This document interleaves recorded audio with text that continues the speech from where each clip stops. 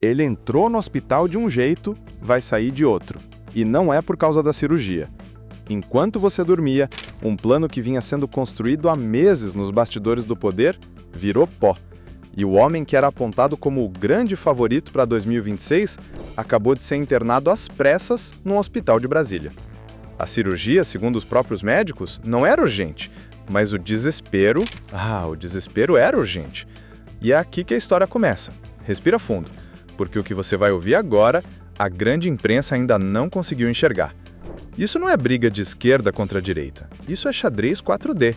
E enquanto um lado comemorou uma vitória de mentira, o outro lado simplesmente esperou. E foi nessa espera que o tabuleiro virou. Você já ouviu falar na tal da dosimetria da pena? Parece nome de artigo chato de direito, né? Mas me escuta com atenção. Essa era a chave do cofre, a última carta. O trunfo que Bolsonaro guardava na manga desde que foi preso. O plano era simples e genial, se fosse contra as regras. Mudar as regras do jogo depois que a partida já tinha acabado. A lei da dosimetria, do jeito que foi desenhada nos corredores do Senado, permitiria que juízes recalculassem penas de presos. E adivinha de quem? Não era para ladrão de galinha, era para líder de facção, chefe de milícia e, claro, para um grupinho muito específico de condenados da papuda, amigos do ex-presidente. Parecia certo. Lula vetou. O Centrão, pressionado, ia derrubar o veto. E aí, puf, escudo ativado. Bolsonaro teria o caminho livre para derrubar a própria pena ou pelo menos ganhar tempo. Foi quando tudo desabou. Só que existe um porém, um detalhe minúsculo, mas mortal, coisa de primeira página da Constituição. Você sabia que não pode fatiar um veto presidencial? Ou você engole o veto inteiro, ou você mantém ele inteiro. Não existe meio termo. Não existe vou aprovar só a parte que me interessa. É proibido, é inconstitucional, é burrice política. E foi exatamente isso que Davi Alcolumbre fez. Ele tentou um malabarismo. Fatiou o veto, tirou a parte feia, que protegia estupradores e sequestradores, mas manteve a parte que salvaria os aliados de Bolsonaro. Só que a Constituição não permite malabarismo. E quando o Supremo vê um malabarismo desses, o que acontece?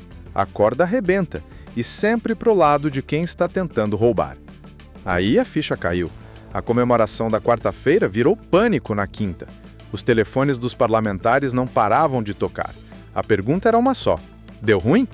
Deu, e que deu.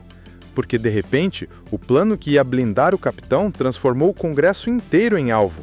Agora, cada deputado que votou naquela bomba vai ter que explicar para o eleitor uma coisa simples. Por que o senhor queria reduzir a pena de estuprador? Tenta responder isso num debate eleitoral. Tenta. Mas o pior ainda estava por vir. E é aqui que o negócio fica de cair o queixo. No dia seguinte ao enterro da dosimetria, o que fez Jair Bolsonaro? Sumiu, foi correndo para o hospital, cirurgia no ombro, internação às pressas. Os médicos disseram, não era urgente. Não era? Então, por que internar agora? Por que justo agora? Presta atenção no calendário. Porque do lado de fora do hospital, o relógio não parou. A Polícia Federal já avisou. Assim que ele receber alta, vai fazer perícia médica. Se não tiver nada grave, o prazo da prisão domiciliar continua correndo. Ele não está no hospital por causa do ombro. Ele está no hospital porque o cerco fechou e o desespero bateu. Isso não é saúde, isso é desespero. É a última jogada de quem perdeu todas as fichas. Mas tem mais. E esse próximo ponto, ninguém, absolutamente ninguém na grande mídia está calculando isso. Senta que lá vem bomba. Vamos supor um cenário improvável. Supõe que o Supremo valide essa bagunça. Supõe que a dosimetria sobreviva contra todas as leis da física política. Lembra quem senta na cadeira do judiciário para decidir o futuro do Bolsonaro? Alexandre de Moraes. O pedido de recálculo de pena do ex-presidente cairia exatamente na mesa do homem que ele mais atacou nos últimos anos. E adivinha se tem prazo para ele decidir? Não tem. Isso mesmo, um ministro do Supremo pode pegar aquele papel hoje e guardar na gaveta por 5, 10, 15 anos. Pode decidir nunca, e não vai acontecer nada. Tem processo lá dentro parado desde 2013, mais de uma década, sem resposta, sem julgamento, nada. Você entendeu a armadilha? Mesmo que a lei passasse, mesmo que tudo desse certo na teoria, na prática, o pedido do Bolsonaro iria direto para o fundo de uma fila invisível, e lá o tempo não corre. O relógio do poder está do outro lado e ele está travado. A partir daqui, só existem 2 cenários, e nos 2 o resultado é o mesmo. Primeiro, o STF anula a votação inteira.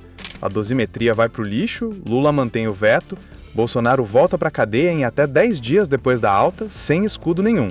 Fim de jogo. Segundo, o STF valida a lei, num passe de mágica. Os advogados entram com o pedido, Alexandre de Moraes recebe o processo e esquece ele lá. Ano que vem, 2027, 2028, nada. O benefício existe no papel, mas não chega na prática. E enquanto isso, a PF já fez a perícia, o mandado já saiu. Em ambos os cenários, o ex-presidente perde. Não perde porque a lei é injusta, perde porque a estratégia dele foi construída sobre areia movediça. E o Centrão? O Centrão levou a pior. Apostaram fichas pesadas nessa manobra. E agora vão ter que explicar para o Brasil por que brincaram com a Constituição. Só que ainda falta uma peça, a peça que ninguém quer falar. O custo disso para o seu bolso. Quando o Congresso tenta dobrar a Constituição, o mundo lá fora percebe. A agência de risco fica de orelha em pé, investidor estrangeiro olha para o Brasil e pensa, lá tem bagunça, melhor não investir. O que acontece quando o investidor foge? O dólar sobe, o juro sobe, o financiamento fica mais caro. E quem paga esse pato? Você. O pão na mesa, o gás de cozinha, o combustível. Não é só briga de política, é o dinheiro saindo do seu bolso enquanto eles jogam xadrez com o país. Isso aqui é grave, muito mais grave do que parece. Por isso que a jogada de Lula foi de mestre. Ele não atacou, não gritou, não fez live. Ele vetou a lei e sentou na poltrona. E deixou o adversário se enforcar sozinho na própria corda. Enquanto o bolsonarismo comemorava a vitória, eles já tinham perdido, não sabiam ainda. E agora, o que resta? Resta um hospital, resta uma cirurgia de conveniência, resta um prazo que não para, resta uma perícia médica que vai chegar, resta uma decisão do Supremo que vai definir tudo, e resta uma fila invisível, uma gaveta e um juiz com tempo infinito do lado de lá. Quando o hospital não for mais desculpa, quando a perícia provar que ele está apto, e quando a última carta da dosimetria queimar no colo do STF, o que sobra do bolsonarismo? Essa resposta está chegando, e quando chegar, ela vai ser mais rápida, mais fria e mais definitiva do que qualquer um imagina. Agora é com você. Eu quero ler nos comentários. Na sua opinião, o Alexandre de Moraes vai simplesmente anular essa votação da dosimetria nas próximas semanas, ou ele vai deixar o processo mofar na gaveta só de raiva? Me conta de qual cidade você está assistindo, eu quero ver de onde vem a galera que está acordada. Se inscreve no canal, deixa o like, compartilha essa análise com quem precisa acordar para a vida. Chega de narrativa mole, chegou a hora da verdade. O roteiro acabou, mas a história ainda nem começou.